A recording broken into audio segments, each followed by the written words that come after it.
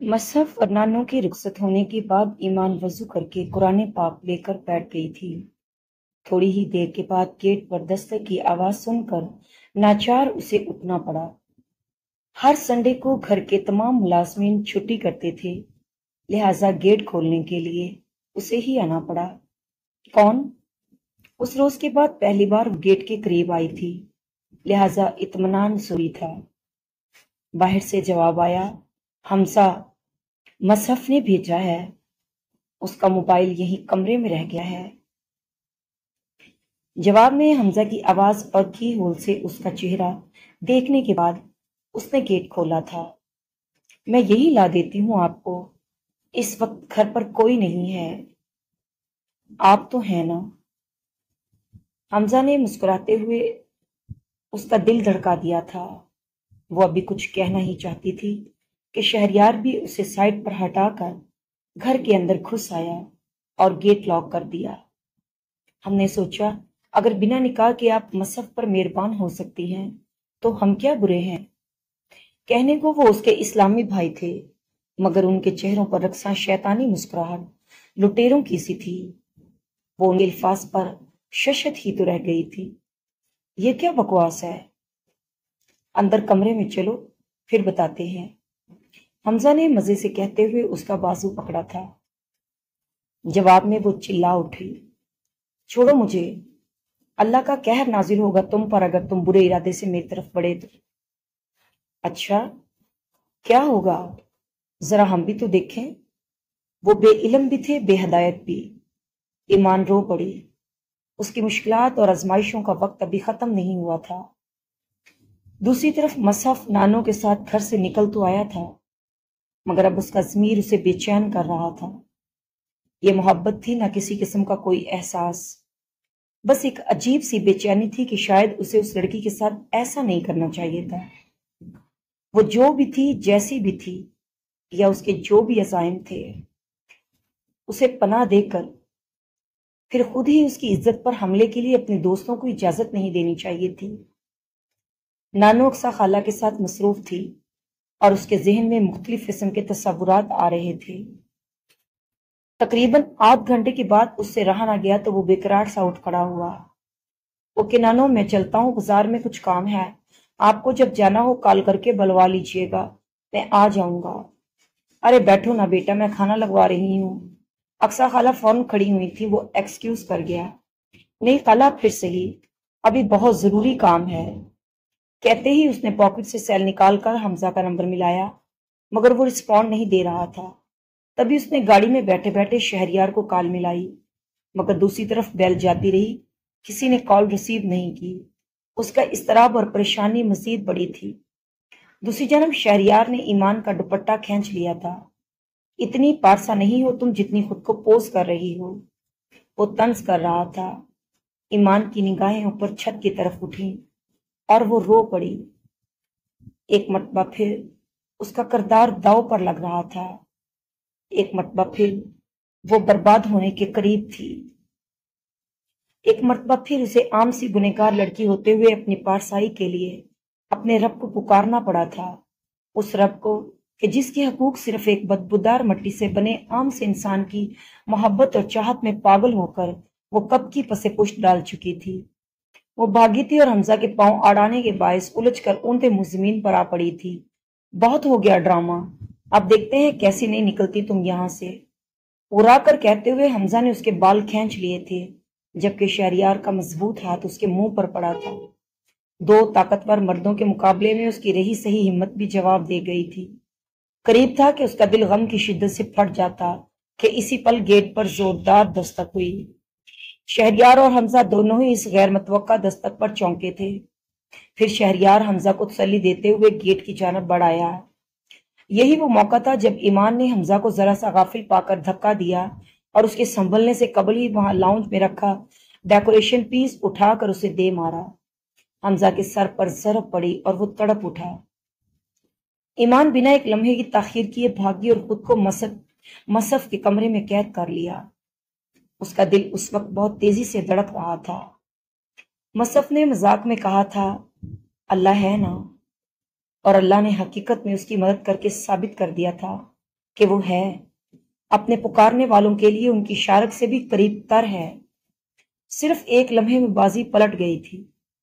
شہریار نے گیٹ کھول کر باہر دیکھا تو وہاں دور دور تک کسی زیرو کا نام و نشان تک نہیں تھا۔ ہوا بھی نہیں چل رہی تھی کہ وہ اسے ہوا کی دستک ہی سمجھ لیتا۔ حیران و پریشان وہ گیٹ بند کر کے واپس آیا تو سامنے حمزہ اپنا پھٹا سر پکڑے ایمان کو گالیاں دے رہا تھا۔ مصرف فل سپیڈ کے ساتھ گاڑی دوڑا کر گھر تک پہنچا تو شکست خوردہ سا شہریار حمزہ کو سہارا دے کر اپنی گاڑی کی فرنٹ سیٹ پر بٹھا رہا تھا۔ کیا ہوا؟ وہ پریشان سا گاڑی میں سے باہر نکل آیا تھا۔ کچھ نہیں یار، بڑی ہوشیار لڑکی ہے، آسانی سے قابو میں آنے والی نہیں۔ شہریار کی سانس پھول رہی تھی۔ وہ اسے اس کے حال پر چھوڑ کر اندر چلا آیا۔ لان میں ٹی وی ٹیلی فون سیٹ کے قریب ایمان کا دوپٹہ پڑا تھا۔ اس نے جھک کر اس کا دوپٹہ اٹھایا اور پھر سے اسے تلاشنا شروع کر دیا۔ وہ نیچے کہیں نہیں تھی۔ تب وہ اسے صدا دیتا اوپر کے پورشن کی طرف آیا اور سب سے پہلے اپنے ہی کمرے کے دروازے کو چیک کیا۔ دروازہ اندر سے لاک تھا۔ اسے قدرے تسلی ہوئی۔ ایمان! صدا لگانے کے ساتھ ہی اس نے دروازہ ناک بھی کیا تھا، تاہم اندر سے کوئی جواب موصول نہ ہوا۔ ایمان پلیز دروازہ کھولو، میں مصحف ہوں، مصحف۔ وہ بار بار صدا لگا رہا تھا مگر وہاں کوئی جواب نہیں تھا۔ ٹھیک ہے تو پھر میں دروازہ توڑ رہا ہوں۔ اس بار اس کی دھمکی کارگر ثابت ہوئی تھی۔ دروازہ کھلا تھا اور کچھ ہی دیر میں وہ روتی ہوئی باہر آئی تھی۔ مصحف نے ایک شرمندہ سی نبض پر ڈالی، پھر رخ پھیر لیا۔ سب ٹھیک ہے نا؟ جانے کس منہ سے اس نے پوچھا تھا۔ جواب میں وہ منہ چھپائے روتی رہی۔ یہ دوپٹہ پکڑو، میں پانی لے کر آتا ہوں۔ وہ اس سے نظریں نہیں ملا رہا تھا۔ ایمان نے روتے ہوئے دوپٹہ خود پر پھیلا لیا۔ وہ پانی لے کر آیا تو وہ بمشکل 2 گھونٹ بھر سکی۔ تم ٹھیک ہو نا؟ ہاں، تھینک گاڈ۔ بے ساختہ اس نے گہری سانس بھری تھی۔ شاید مجھے تمہاری طرف سے لاپرواہ نہیں ہونا چاہیے تھا۔ بہرحال نانو سے اس بات کا ذکر مت کرنا پلیز۔ وہ التجا کر رہا تھا۔ ایمان جیسے اس کی آنکھوں میں دیکھتے ہوئے ساری کہانی جان گئی۔ آپ بہت اچھے ہیں مصحف صاحب، مگر آپ کے دوست اچھے نہیں ہیں۔ اگلے ہی پل وہ اسے دیکھتے ہوئے آنسو پونچھ گئی۔ مصحف سر اٹھا کر اسے دیکھ بھی نہ سکا۔ مجھے احساس ہے کہ میں نے آپ کے ساتھ زیادتی کی ہے، مگر میں یہاں قطعی کسی خاص مقصد کے لیے نہیں آئی۔ میں تو مشکل میں پھنسی تھی اور اللہ نے اپنی رحمت سے آپ کو میرا مددگار بنا دیا۔ آپ نہ ہوتی تو شاید وہ پاک با بے نیاز کی اور وسیلے سے میری حفاظت فرما دیتا، جیسے آج اس نے اپنی رحمت سے میری گناہگار ذات کو محفوظ رکھا۔ بہرحال میں آپ کی احسان مند ہوں، مگر آپ کے لیے کوئی مسئلہ نہیں ہوں۔ وہ آج پہلی بار اس پر کچھ واضح رہی تھی۔ مصحف اس کی طرف دیکھنے کی ہمت نہ کر سکا۔ فی الحال میرا دنیا میں کوئی نہیں ہے۔ کچھ وقت کے بعد ہو سکتا ہے میں یہاں سے چلی جاؤں۔ تب تک نانو جو بھی سمجھیں، آپ کے لیے میں اس گھر کی معمولی ملازمہ کی حیثیت سے ہی رہوں گی۔ اتنا اعتبار تو آپ کر ہی سکتے ہیں مجھ پر۔ اسے پانی میں بھگو کر مارنا آتا تھا۔ مصحف کی نکھیوں سے اسے دیکھتا سر ہلا کر واپس پلٹ گیا۔ اس رات نہ جانے کیوں وہ پوری رات نہیں سو سکا تھا۔ دل و اعصاب پر ایک عجیب سا بوجھ آ پڑا تھا۔ اگلے روز وہ حمزہ اور شہریار سے الجھ پڑا۔ میں نے کہا تھا نا وہ ایسی لڑکی نہیں ہے، اب ہو گیا شوق پورا؟ نہیں، اس مکار سٹوپڈ لڑکی کو سبق سکھا کر رہوں گا میں۔ سر پر پٹی باندھے حمزہ مشتل ہوا تھا۔ مصحف کا پارا چڑھ گیا۔ خبردار، اب دوبارہ تمہارے دماغ میں ایسا کوئی شیطانی خیال آیا تو پہلے ہی نظریں ملانے کے قابل نہیں چھوڑا تم لوگوں نے مجھے۔ کیوں؟ تمہارا کیا معاشقہ چل پڑا ہے اس سے جو نظریں ملانے کی نوبت آ گئی؟ جسٹ شٹ اپ حمزہ، انسانیت بھی کوئی چیز ہوتی ہے۔ واہ، 900 چوہے کھا کر بلی کو انسانیت یاد آ گئی۔ اس وقت کہاں تھی یہ انسانیت جب تجھے خوش کرنے کے لیے ہم گھنٹوں خوار ہو کر کالجز اور یونیورسٹیز کے دھکے کھاتے تھے؟ وہ جلا بیٹھا تھا۔ مصحف اٹھا ہوا۔ جتانے کا بہت شکریہ، آج کے بعد تو میرے لیے ایسی خواری کی ضرورت نہیں پڑے گی۔ بہرحال دوبارہ میرے گھر آؤ تو اس لڑکی کو اپنی بہن سمجھ کر آنا، وگرنہ مجھ سے برا کوئی نہیں ہوگا۔ شہریار نے بات سنبھالنے کی کوشش کی تھی مگر وہ اس کا ہاتھ جھٹکتا وہاں سے نکل گیا تھا۔ پچھلے 26 سالوں میں پہلی بار وہ اپنے دوستوں سے لڑا تھا اور ایک ایسی لڑکی کے لیے لڑا تھا جسے وہ ٹھیک سے جانتا بھی نہیں تھا۔ اسے یاد نہیں تھا مگر نانو بتاتی تھی کہ وہ صرف 1 سال کا تھا۔ جب اس کی ماں اسے نانو کی گود میں ڈال کر چلی گئی تھی۔ نانو بزنس وومین تھی، اکلوتی لاڈلی بیٹی کی ہردرمی پر اس کی شادی کے بعد قطع تعلق کے باوجود جب وہ طلاق لے کر اس کے پاس آئی تو اسے دھکے دے کر گھر سے نہ نکال سکی۔ بعد ازاں ان کی بیٹی نے دوسری شادی کر لی اور ملک سے باہر اپنی دوسری زندگی میں کھو گئی۔ چھوٹا مصحف نانو کی ذمہ داری بن گیا۔ پہلے پہل انہیں بہت سی مشکلات کا سامنا کرنا پڑا، بعد ازاں وہ اس کے ننھے سے وجود کی عادی ہوتی چلی گئیں۔ کہتے ہیں اصل مال سے سود زیادہ پیارا ہوتا ہے۔ انہیں بھی نواسا پا کر بیٹی بھول گئی تھی، وہ بیٹی کی جسے صرف اپنی زندگی اور اپنی خوشیوں سے غرض تھی۔ بی اے تک کے ساتھ کالج کے بعد فیکٹری جاتا رہا۔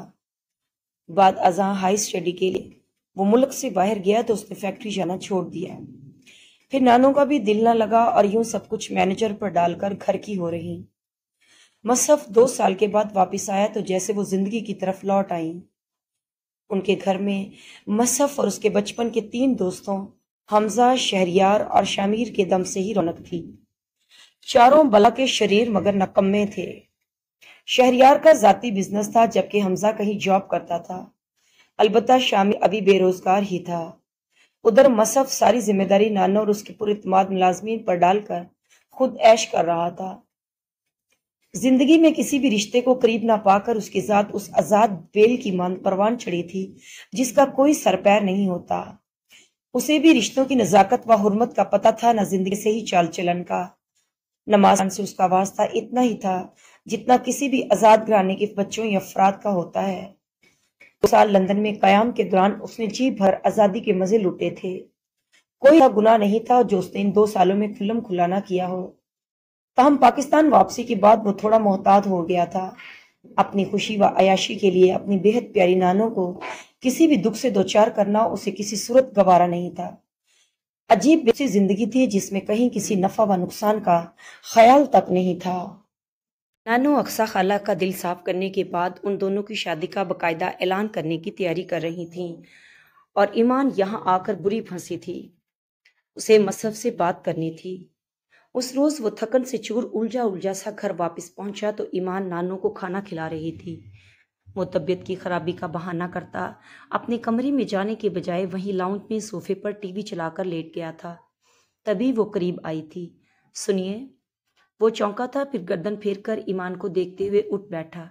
جی فرمائیے، آپ کی طبیعت ٹھیک نہیں تو چائے لے آؤں؟ نہیں شکریہ۔ دودھ؟ کچھ بھی نہیں، پلیز سو جائیں آپ جا کر، مجھے جو چیز چاہیے ہوگی میں خود لے لوں گا۔ ٹھیک ہے، مگر مجھے آپ سے کچھ بات کرنی تھی۔ بلاخر وہ اصل مدعا ہونٹوں پر لے آئی تھی۔ مصحف پاؤں زمین پر ٹکا کر سیدھا ہو بیٹھا۔ کہیے۔ وہ نانو 1-2 روز میں میرا مطلب ہے آپ کی اور میری شادی کا باقاعدہ اعلان کرنے کی تیاری کر رہی ہیں۔ آپ پلیز ان سے بات کر کے انہیں روک دیں۔ کیوں روک دوں؟ آپ کو تو خوش ہونا چاہیے کہ آپ کی گھڑی ہوئی کہانی سچ ہونے جا رہی ہے۔ میں نے آپ کو پس منظر بتا دیا تھا نا۔ سو واٹ، پلاٹ آپ کا تھا، اس کی وضاحت بھی آپ ہی کریں گی۔ نانو کو میری کسی بات کا اعتبار نہیں ہے اب۔ وہ اس کی مدد کرنے سے صاف مکر گیا تھا۔ ایمان بے بسی سے لب کچل کر رہ گئی۔ فی الحال اس میں نانو کو سچ بتا کر ان کی ناراضگی مول لینے کی ہمت نہیں تھی، اور ادھر وہ جیسے سر ہتیلی پر سرسوں جمائے بیٹھی تھی۔ بنا ایمان سے مشورہ کیے وہ اس کی فرضی کہانی کو حقیقت کا رنگ دینے کے لیے بےتاب تھی۔ ایمان کا دل چاہا وہ وہاں سے بھاگ جائے، مگر بھاگ کر جاتی تو کہاں جاتی؟ ایسا تو اب کوئی در بھی نہیں رہ گیا تھا جو اسے پناہ دے دیتا۔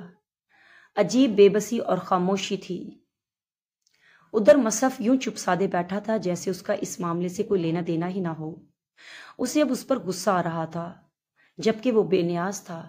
اپنے دوستوں کے ساتھ ہونے والی جھڑپ کی ٹینشن ذہن سے جھٹکنے کے لیے بنا نانو کے مجبور کیے فیکٹری جانا شروع ہو گیا تھا۔ ایمان چاہنے کے باوجود اس سے تنہائی میں بات کرنے کا موقع دوبارہ نہ پا سکی۔ اس روز نانو نے اسے زبردستی مصحف کے ساتھ شاپنگ کے لیے مارکیٹ بھیجا تھا۔ تقریباً آدھا راستہ دونوں خاموش رہے تھے، تب ایمان نے ہی بولنے میں پہل کی تھی۔ آپ اپنے دوستوں سے ناراضگی کی وجہ سے پریشان ہیں نا؟ نہیں۔ وہ اس کی طرف دیکھنا گوارا نہیں کر رہا تھا۔ مگر مجھے یقین ہے کہ آپ اپنے دوستوں کی وجہ سے پریشان ہیں۔ آپ یقین کیجئے میں اس کے لیے بہت افسردہ ہوں۔ میری وجہ سے آپ کو اس موضوع کے علاوہ کوئی بات نہیں کر سکتی تم۔ وہ برہم ہوا تھا، اسی لیے اس کی بات درمیان میں ہی کاٹتے ہوئے اس نے خفگی کا اظہار کیا تھا۔ ایمان اسے دیکھ کر رہ گئی۔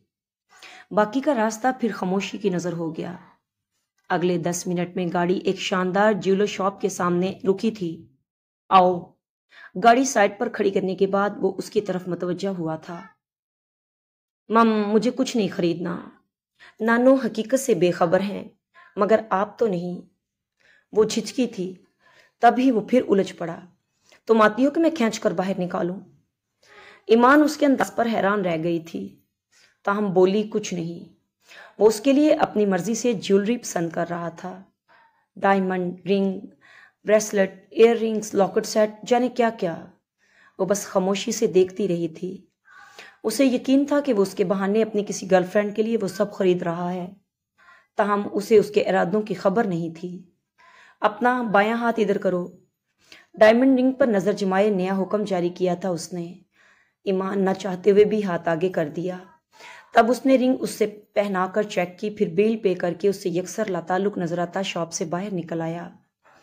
وہ آج کل اتنا مصروف اور سنجیدہ ہو گیا تھا کہ ایمان لاکھ کوشش کے باوجود اس سے کوئی بات نہ کر پاتی تھی۔ اس روز اس نے باتوں ہی باتوں میں نانو کو اپنا بیک گراؤنڈ بتایا تھا اور وہ چونک گئی تھی، یوں جیسے وہ اس کے بارے میں کچھ جانتی ہوں۔ کیا ہوا نانو؟ کچھ نہیں۔ اس کی حیرانی پر وہ اپنی پریشانی چھپا گئی تھی۔ اسی رات جب مصحف گھر واپس آیا تو اس نے نانو کو اٹھ کر اس کے کمرے کی طرف جاتے دیکھا تھا۔ معزز ناظرین، اس دلفریب ناول کا بقیہ حصہ کچھ ہی گھنٹوں بعد اسی چینل پر دوبارہ ملاحظہ فرمائیں۔ شکریہ۔